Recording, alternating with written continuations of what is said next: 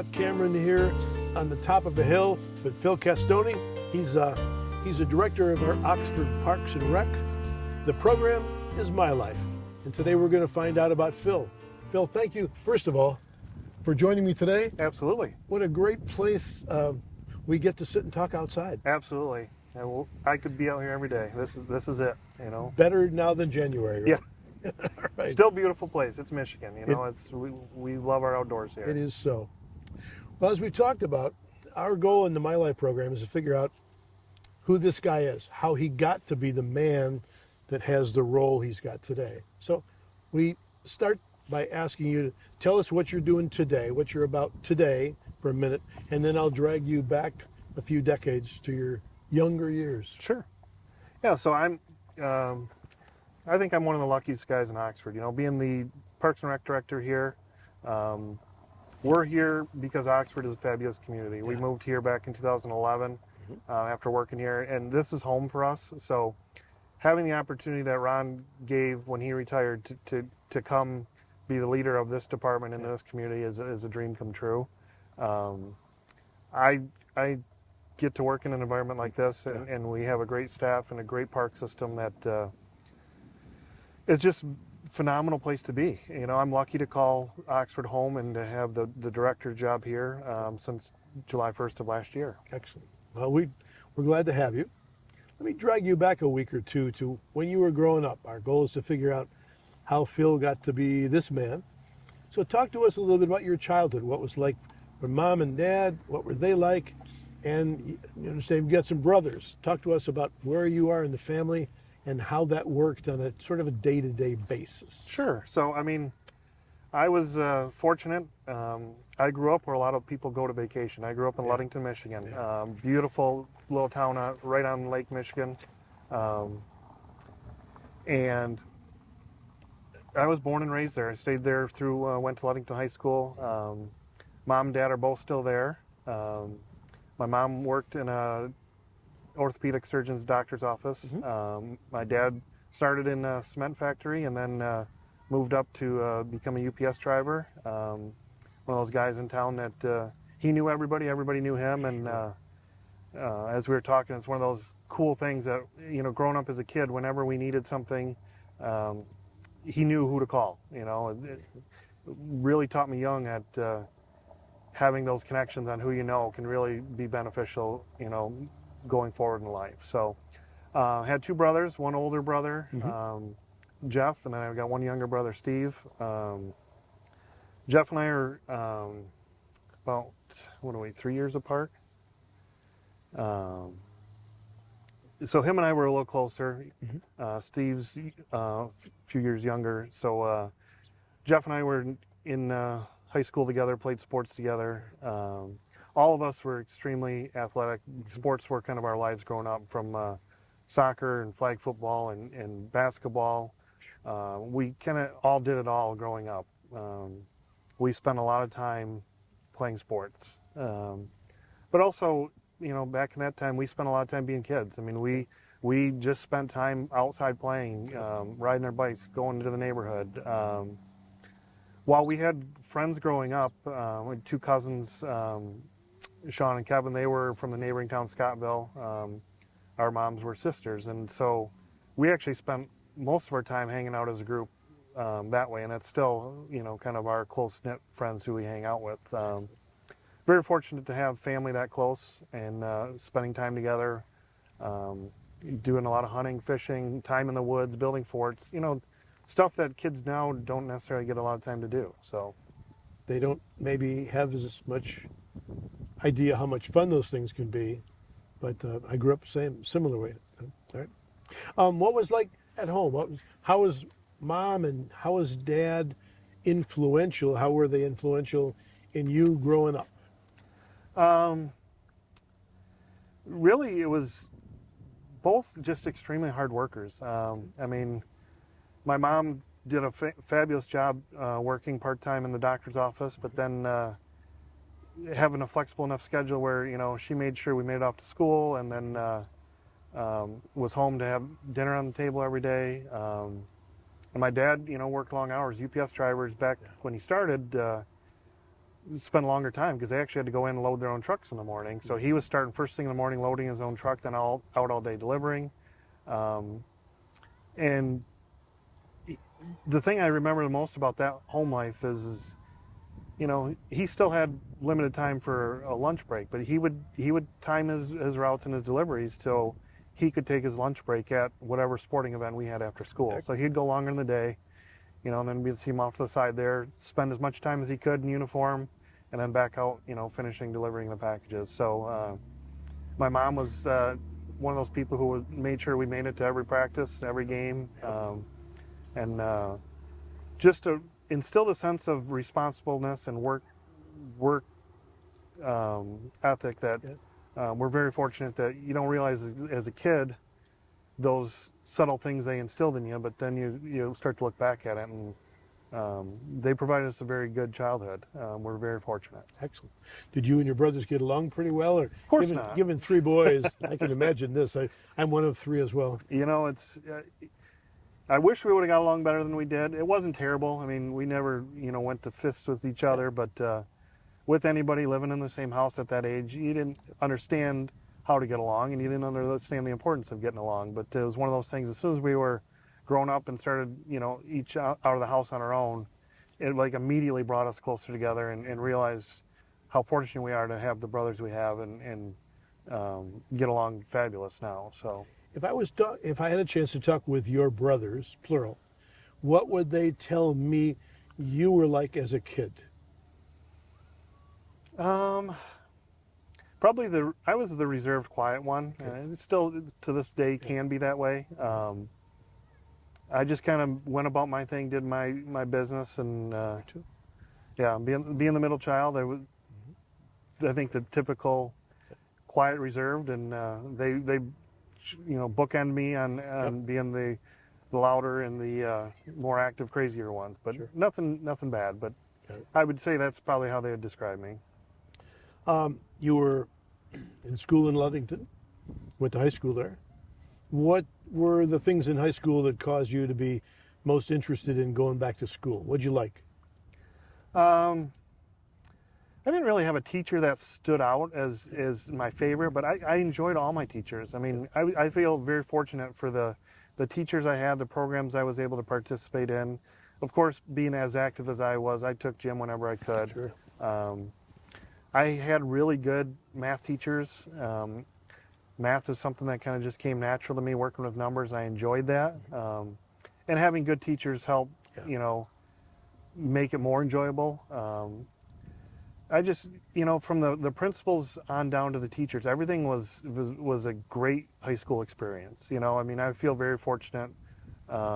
Never had any trouble, not got into trouble, enjoyed my athletic experiences and my coaches, and just really thankful to have such a positive high school experience. Was there one sport that you enjoyed more than others? Basketball was always my main sport. I really enjoyed that, but I enjoyed everything. I played football as a freshman, enjoyed that, then basketball, and then I tried out I was dead set on playing or running track and doing shot and discus in high school, and talked to a friend, and they kind of convinced me to come play tennis. I'm like, all right, I played tennis, but never played tennis, and so the track coach wasn't very happy. I went out for tennis, and I was fortunate. Probably one of the best people I ever met was my tennis coach, Really? Howard Jensen. Actually, he's the father of Luke and Murphy Jensen, who went on to play professional tennis, won the French Open, and so this was all right around that same time. And he was just a phenomenal person. Really took care of me as a freshman coming out for a new team, and it was one team. You had freshmen through seniors on this team, so a lot of different personalities, a lot of different tennis experience, but didn't treat me any differently. Really helped me grow my game, showed me his love for tennis, and instilled that on me. So that's really what stood out is I played 3 years of tennis. I ended up playing a year of soccer my sophomore year, and then the summer of between my junior and senior year, playing in luckily the local Gus Macker tournament. We spent a lot of summers traveling playing Gus Macker, but had an unfortunate accident and completely blew my knee out, and that really solidified my senior year of not playing any sports. I Yep. couldn't make it back for basketball in time, just wasn't rehabbed, and was trying to get back for tennis, and mixture of not being 100%, and Mr. Jensen, the tennis coach, retired before that year, so there was a new tennis coach. I'm like, it just wasn't meant to be to play that year. So, Understood. Well, let's do this. We're going to take a little break. When we get back, we'll talk about after high school, what happened to you next. Sounds like you've had an interesting life so far. So stay with us. Don't go away. We'll get back in just a minute.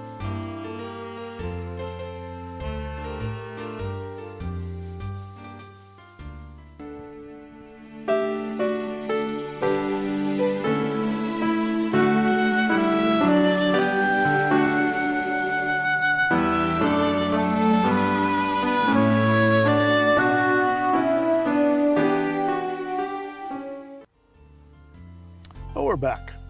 Yeah, a beautiful day. I don't really want this to end. It's a gorgeous day here. I love what you've done with the place, by the way. You put in all these trees, and you put in this little pond down here. It's very nice. yeah, we're up on one of the sledding hills, and this is the tee box for one of the disc golf holes, but just a beautiful place to sit and enjoy the day. I mean, we have the splash pad going behind us, and the kids, and you can't beat this environment. Yep. Well, let's get you out of high school. Now you got through high school. What'd you do next, and why? So, still not being 100% sure what I wanted to do. I mean, even back then, going to college was the next logical step. I mean, that was what was expected. So, trying to minimize the financial burden. College was expensive then, not as much as it is now, but we have a local community college, West Shore Community College, which is out in Scottville, next town over, that my older brother went to. It just made sense financially to go there. I could live at home. I could still work and get the basic core classes that could either pay their rates or a different college rate to the core classes. Yeah. And went out to West Shore, spent 2 years there. Got in with the recreation center out there. Started as a lifeguard, and then went into working the office at the recreation center as well. So that was more continued recreational experience that didn't realize where it was going to take me. But it was, again, being around sports and athletics was the natural fit. My brother worked there, my cousin worked there. Yeah. The director ended up being a longtime family friend that I got to know. He knew my parents. I didn't know him at the time, but he hired me and had a phenomenal experience at West Shore. I went there for business, kind of took business classes, and really was still trying to figure out what I wanted to do. Sure. At the time, I had in my head, I guess I'll just go to Western, where there's a lot of places. People in Ludington went to Western Michigan. My brother was there. Every college has a business department, so I wasn't diving into it enough to look at anything more than that. So ended up meeting my current wife at the time when I was there, and just talked. Community college. While I was at community college, yep, we met online back before it was a thing to do, and Very trendy. there was by no the way. app for that. Look at there. And she was going to Alma College, and I just started looking at what colleges were around there, and Central Michigan's right up the road, and so Central's got a business school. I'll go to Central. It was close to her that way, and Now, what's her name? Melissa. Melissa's a Yep. good name. Yeah. Okay. So I ended up going to Central after that, and went there as a business major. Spent a year taking all these business classes. Still not sure what I wanted to do. Maybe logistics, something along that line, and ended up having a conversation with somebody at college at some point, and they mentioned their Parks and Rec class, and they were doing some site visits, and I'm like, God, that's a thing, and You can do parks and recreation? which, like, this must be too good to be true. I mean, Yes, I grew up Yes. on the baseball fields, basketball courts, like athletics and sports, and that was in my blood, I'm like, so I got to go look into this. Yeah. And went and talked to an advisor and kind of talked through different options, and it was kind of an easy sell when they said, if you go into the commercial recreation program, you need a business minor. And we looked at all my courses that I'd taken so far, and you have everything you need for a business minor, so you're done. Check. They said you need these recreation classes, which the time I took, I did the whole next year. I took all recreation classes, got all those requirements done in 1 year. Let me think. That would be a hard year. You got to play, and you got credit for it in your college. That ain't bad. That was all classroom. I mean, I'm sure. we did a lot of site visits, which Yeah. definitely great opportunities to see and experience other facilities. And when it came down to it, I needed an internship. And back to the knowing who you know, I was a resident advisor and RA in the dorms at Central at the time, talking with some residents, and they said, you got to look at Oakland County Parks. Like, we worked there in the summer. It's huge. It's a phenomenal place. And knowing that my wife, her family was from Ortonville, Groveland area, I'm like, well, okay, that's in Oakland County. That's the right way if I want to go somewhere. And didn't know much about this area at all. Rarely ever came over here. So I came down and met with Oakland County Parks and did an interview and got to see everything they do and experience. I'm like, oh, this could be a good fit. And going through college, you start to look at job opportunities, and it was evident that this area of the state was where a majority of the opportunities were going to be in the Parks and Recreation field. So it just became a natural fit they offered me the internship and come over here, and that was a 30-week internship to finish out my degree. And I just fell in love with the area, fell in love with the county. So much opportunity. You know, growing up in Ludington, it's a beautiful place to grow up, beautiful place to visit, but on the Parks and Rec side, not a lot of opportunity. I mean, even the director there is still just a part-time position, and so I got to experience a lot of the county working there as an intern, going out with the mobile recreation unit, seeing and going to different communities. And that's how I just started to get to know people, you know. And If I remember right, you said that one of the things you learned from your dad was knowing people and connecting with people can have real dividends, both two ways. I suspect that that's going to be a benefit to you as you go along in Oakland County too. yeah, absolutely. I mean, I got to know a lot of my supervisors and administrators at the county who, you know, there wasn't any job openings at the time. As obviously when you finish your internship and you graduate, you're looking for a full-time job, and you know, it's not always right there available at the agency you're with, so you start looking around. And I was fortunate that Orion Township had an opening, and my boss called over there, you know, and just kind of got some info and put a good word in for me. I got an interview there and ended up getting the job. So when we looked at a director of Parks and Rec, it's easy to think, well, he's probably good at teaching people baseball.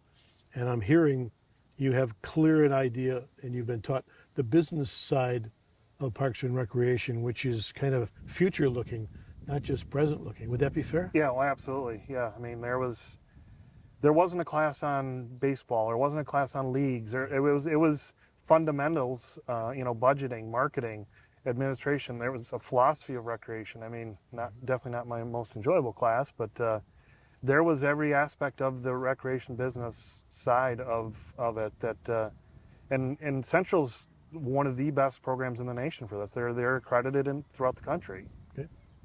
Let's do this. You met your bride, Melissa. You married. Do you have any kids? Yep, married. We have 4 kids. We have Will, who's 9. We have Joey, who's 11. Nate, who's 13, and Emma, who's 15. Outstanding. So touch on this for a minute and we'll get back to it shortly. But what does being a dad teach you about life and teach you about what you do here? I say once you have kids, it's that unfortunate part how fast life goes at that point. I mean, everything just speeds up. You know, it wasn't long ago that they were tiny little babies, you know, and now they're 1 in elementary, 2 in middle, and 1 in high school, and it's just flying. It definitely puts everything into perspective. It's one of those things. It's hard to put into words at how having kids changes you, you know, and it's just very, very fortunate. There's, you know, you have the rough days, but everything is so positive, and everything we do now is for them and making sure they have an enjoyable childhood like I had, you know, and experience what they can experience, and make sure that we're teaching them the fundamentals to go up to be good people, Good you know. people. As it relates to this is a win-win. It's fortunate because they're active. They're all active kids like I was, and they spend a large portion of their time out at this park. And that's why it's so nice to be home. I'm working where they're coming. For their practices and their games, and my kids just absolutely love coming out here, whether it's for practice or for games or just to come out and hang out with me at work. This is their second home now. Like they just love everything about what I do and what this park system does, and Excellent. teaching the future generations of one, now it's a career option. Yep. They know right off the bat, and two, how important it is to the community. Well, we appreciate that. We're going to take a break. When we come back, we'll talk a little bit more about things that are more current for you, okay? Stay with us. We'll be right back. Hey, this is former Detroit Lion Rob Rubick and former Lapeer, Michigan school teacher. You're currently watching OCTV, Oxford Community Television. Enjoy it. Okay, we're back. So, lots going on in your life. Let's go back. You talked about your daughters. You're married to the incredible Melissa. Very incredible. What's life like as a couple, and what has she taught you about being a man and a leader and a dad and all the stuff that women know that we need to learn that we don't know that we needed to learn? She's the rock. She's the one that keeps the house going. What she's taught me is that I don't know where we'd be without her running the household. I feel successful in what I do because I know she's home, and she's always the next step ahead of what the house needs, the kids needs. I have no problem getting that list of here's things that need to get done and start hammering them out. So, I kind of have the visionary thinking when I'm here trying to figure things out, and she makes sure that I'm in the loop on what we need to do at home. So, and who needs to be where and who needs to be picked up, and her organization and just the attention to detail at home makes everything here easier because I know things are taken care of. It'd be hard pressed to try and do both. So I smile at remembering what you said early on in this discussion about logistics and how you had thought maybe about logistics as a course of study. And from what you just described, she's pretty remarkable at logistics. Yeah, she's the best, that's for sure. That's good. So you and she are parents to a bunch of kids. That must be a real juggling act for you and she to juggle all these kid things. Yeah, one of our friends put it right. When you got one, you can kind of double team. If you think of a sports analogy, and when you got two, you kind of do man to man. And then once you're 3 and above, you're playing zone. Yes, so you're splitting the duties the best you can. And we're very fortunate that we work out as much as we can. But we got a nice group. The kids have great friends who, if we need to share rides, that we can do that. It does make it difficult when you got 4 and they're all active in baseball, soccer, basketball. We, as hard as it is, can't be everywhere at every time. So one or both of us will end up missing something, but the kids are great. They understand, and we do the best we can, splitting our time and making sure the kids get as much equal time as they can for us being out there to see them and support them. What challenges do you and she face in this life? That's probably the challenge, having 4 active kids. We don't overcommit, but making sure they get positive experiences with what they want to do, and having the opportunity. And that's why we love this community, is there's so much opportunity for them to do so many different things. We try not to say no. Like if we can make it work, we're going to let you do this activity or this project or this program. And the challenge can be is making sure they get there or they get picked up, and it's that logistics part. As I said, I'm so fortunate to have her because there is so much that goes into planning a day, making sure everyone gets where they need to get and still get fed in between. And but it's a fun challenge. We love doing it. I can't imagine doing it anything differently. So When you're not working and when you're not dadding, what are your interests? What do you like to do? We love to get out camping when we can.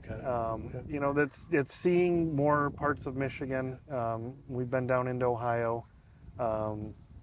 There's just so much to experience that we want the kids to be able to experience, and a lot of that we haven't experienced. We've been going out for spring break the last few years, and Nice. we do the road trip, and we try and make side trips off of that to see more places, you know. There's a lot to see. There is so much to see that throughout the country that, you know, I'm not aware of. And again, kudos to her because she knows these spots and plans and says, here's the different places we can go. And Does the homework. and I make sure we get there. I drive and we go. get to point A to point B. And yeah. If you're looking ahead, we're not just talking maybe about Oxford Parks and Rec here, but if you're looking ahead in the next, say, 10 or 20 years, what would you like to do? What would you like to accomplish? You know, we got, with the kids coming first, we want to make sure that they get through school. They have successful second parts of their lives, getting to whatever program, school they want to go to. You know, this is where I plan to retire from. So this is home for us. There's obviously will be other opportunities, but this is where we are. You know, and the next phase is making sure that the kids are successful. You know, and you know, we haven't really thought or talked about, you know, once they're out of the house, the next steps. We'll figure that out as we go. I imagine it will be more camping, potentially maybe farther. You know, and just out enjoying nature. You know, enjoying the outdoors. So There's a lot to see. absolutely. We'll touch on your work just for a minute. Parks and Rec. What do you see as the future of Oxford in Parks and Rec? What do we need? What would you like to see? You did a survey. What visions come out of those things that point you at what our future ought to look like? Yeah, I mean, obviously we came through heavy on the survey, in which we agree with is a lot of maintaining what we have. You know, but none of us here want to be stagnant. You know, this community is going to continue to grow, and we need to grow with it. We're very fortunate to have 4 very, very beautiful but diverse parks, and they're all kind of maxed out on their space. I mean, without acquiring more land here, and there's not much adjacent to acquire here. You know, Stony Lake is landlocked, and Powell Lake is landlocked, and Oakwood it's 300 acres of natural beauty, but not a real good place to expand. You know, so we're thinking big vision of what's next, and you know, when we need more baseball or soccer fields, or there was definitely some feedback on the survey about whether it's a field house or recreation/community center, and right now we don't have space for it. So, and it would make sense to put it in a centralized location close to the public. Those are all things we got to just start to think about, and it's, you know, many, many years off, but as the community continues to grow and they're looking for amenities like that, you know, we got to be prepared to have a plan for what that's going to look like. Well, funny, if you don't have a plan, you probably won't achieve your plan. Absolutely. Got it. Well, it's good to hear that you're taking seriously the inputs. And when I look around, I smile at Seymour Lake Road, because to me, everything is south and built and organized, and north is kind of open country. And I would imagine that there's possibilities in the future for some of that open country, but that's a future discussion, not today. Yeah. Good. All right. Well, we appreciate your time and hearing more about what makes you tick, and hearing what you're doing at Parks and Rec. It's a great thing. Thank you for making a minute for us. Absolutely. I appreciate you inviting me out, and fortunate to have a backdrop like this to sit and have a conversation. Best place we can go. Thank you so much. Absolutely. Appreciate your time. Thank you. So Chuck Cameron sitting on top of a hill in beautiful west suburban Oxford. How's that? Hoping that you all have a great day. The program is My Life. The station is WOC TV. And until then, see you next time.